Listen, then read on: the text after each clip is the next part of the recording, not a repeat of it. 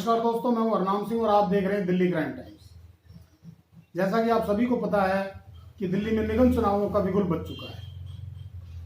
निगम में भारतीय जनता पार्टी का एक छत्र राज पिछले 15 वर्षों से है। अब इस बार निगम चुनावों में क्या होने वाला है, भारतीय जनता पार्टी क्या सोच रही है, किस प्रकार के उम्मीदवारों को वो टिकट देगी, क्या फेरबदल किया जाएगा, इस विषय में आज हम जानने के लिए आए हैं महरौली विधानसभा के भारतीय जनता पार्टी के अध्यक्ष भाई जगमोहन जी के पास। हम उनसे जानेंगे कि भारतीय जनता पार्टी क्या तैयारी कर रही है चुनावों को लेकर। जगमोहन जी, आपका स्वागत है हमारे चैनल में। नमस्कार सभी दिल्ली क्राइम टाइम के सभी दर्शकों को सर्वप्रथम नव वर्ष की हार्दिक शुभकामनाएं। पूरा देश कोरोना से जूझते हुए अब कोरोना से बाहर आ रहा है। प्रभु से यही प्रार्थना है कि 2022 भारत के नाम लिखा जाए और भारत ने जिस तरह से देश के यशस्वी प्रधानमंत्री आदरणीय नरेंद्र मोदी जी के मार्गदर्शन में 160 करोड़ से ज़्यादा वैक्सीन लगाकर देशवासियों को सुरक्षित किया है, आगे भी प्रधानमंत्री इसी तरह के और अच्छे काम करते रहे जो मानवता के लिए पूरे भारत और पूरे विश्व में कोरोना समाप्त हो और सभी देशवासी पुनः अपने काम पे लगें और अपने देश को आगे बढ़ाएं। जगमोहन जी, निगम चुनावों का बिगुल बज चुका है। भारतीय जनता पार्टी किस प्रकार के उम्मीदवार इस बार निगम में उतारने वाली है, क्या क्राइटेरिया है, जरा इस विषय में थोड़ा सा खुलकर हमें बताएं, क्योंकि बहुत से उम्मीदवार ऐसे हैं जो इस वीडियो को देखेंगे और वो ये तय करेंगे कि उन्हें चुनाव लड़ना है या नहीं।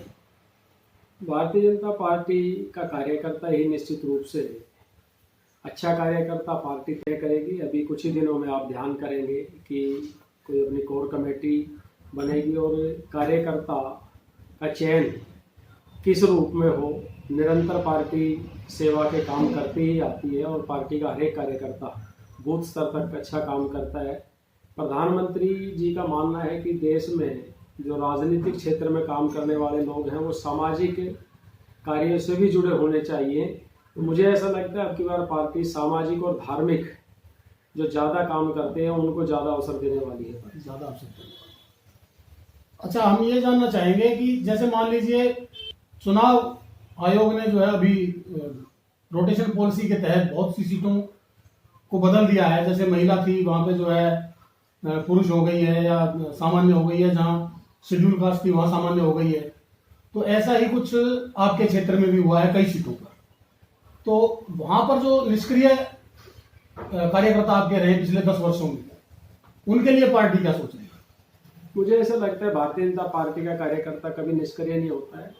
पार्टी का कार्यकर्ता सदैव समाज की चिंता करते हुए काम करता है, ना कि सिर्फ वो भारतीय जनता पार्टी के लिए काम करता है। आपने ध्यान किया होगा पिछले 2 वर्षों में पार्टी के अनेक कार्यकर्ता, सिर्फ जनप्रतिनिधि नहीं, कार्यकर्ता भी क्षेत्र में जाके समाज की भलाई के लिए, चाहे वो कोरोना के लिए हो या राशन वितरण के लिए हो, हमारा पार्टी का कार्यकर्ता पूरे विश्व में भारतीय जनता पार्टी के एक ऐसा राजनीतिक दल है जो 18 करोड़ से ज़्यादा के कार्यकर्ता पार्टी के पास है और करीब 17.5 लाख से ज़्यादा कार्यकर्ता जो सक्रिय हैं वो दिल्ली में हैं।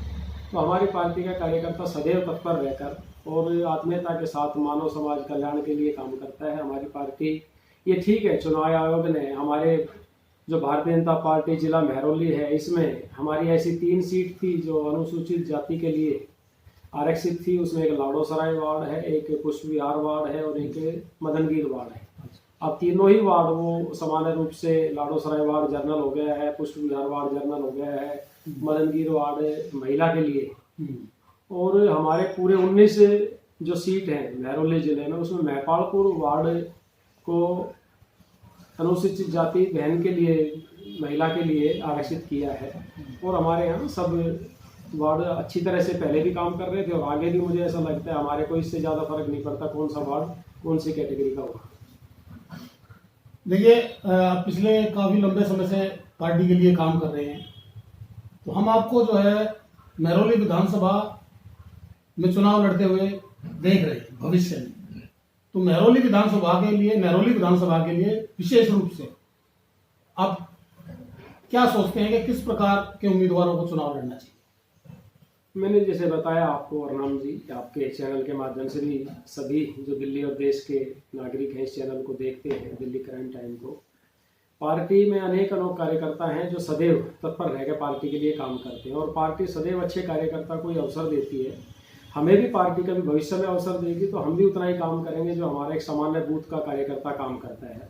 और पार्टी के हर कार्यकर्ता चुनाव लड़ता है, ना कि कोई एक नेता लड़ता है। हर एक पार्टी में, आपको भी पता है, आप राजनीति में हो लंबे समय से, जैसे ही चुनाव आता है आपने देखा होगा कि कुछ लोग ऐसे हैं जो सूटकेस लेके नेताओं के चक्कर लगाना शुरू करते हैं कि जी हमें टिकट चाहिए, जबकि उनका पार्टी से कोई मतलब नहीं होता।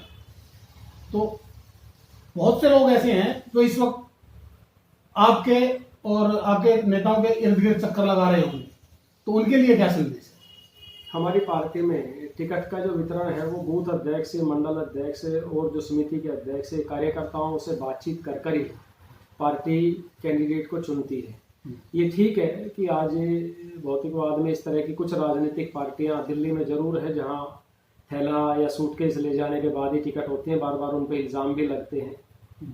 पर हमारी पार्टी में चयन प्रक्रिया बिल्कुल स्पष्ट है। जो कार्यकर्ता सर्वे में या पार्टी के जो अनेक कार्यकर्ता इस विधानसभा या एक मंडल में है, उनके कहने पे ही पार्टी टिकट देती है। आप मेरे जैसा सामान्य कार्यकर्ता को आज भारतीय जनता पार्टी ने जिला अध्यक्ष बनाया है तो कार्यकर्ताओं के कहने पर ही पार्टी ने जिला अध्यक्ष बनाया है। तो ये जो चयन प्रक्रिया है, जैसे मान लीजिए आपने बताया कि मंडल अध्यक्षों के कहने पर और जिला अध्यक्ष के कहने पर और सांसद और विधायक के कहने पर जो है कार्यकर्ता को टिकट दी जाएगी काम के अनुसार, तो इसकी पूरी जो चयन प्रक्रिया है वो किस प्रकार से पूरी की जाएगी? ये जहाँ बैठे हैं भारतीय जनता पार्टी महरौली जिले का कार्यालय है। हमारे बूथ स्तर से लेकर ऊपर तक के जो कार्यकर्ता हैं, रायशुमारी होती है और वो सभी कार्यकर्ताओं को बताकर एक पैनल बनता है पार्टी की तरफ से, 5, 7, 10 से, उसमें प्रमुख नेतागण कार्यकर्ता शामिल होते हैं और रायशुमारी होती है। जिसके पक्ष में ज्यादा रायशुमारी होती है पार्टी उसी को टिकट देती है। तो दोस्तों, अब आप समझ गए होंगे कि भारतीय जनता पार्टी की जो चयन प्रक्रिया है वो कार्यकर्ता के आधार पर चुनी जाएगी, काम करेगी। और जैसा कि जगमोहन जी ने बताया कि इस जिले में, पूरी दिल्ली का तो उन्होंने नहीं बताया, वो हम और दूसरे नेताओं से बात करेंगे और हम उन कार्यकर्ताओं से भी बात करेंगे जो चुनाव लड़ना चाहते हैं।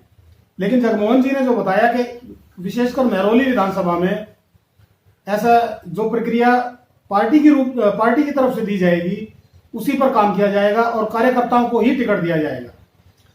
मुझे लगता है कि चुनाव लड़ने वाले, महरौली विधानसभा से चुनाव लड़ने वाले जो प्रत्याशी हैं, जो अपने आप को चुनाव लड़ता हुआ देखना चाहते हैं, उनको इस विषय में काफी जानकारी मिली होगी। इसी के साथ हम जगमोहन महलावत जी का धन्यवाद करते हुए इस वार्ता को यहीं समाप्त करते हैं।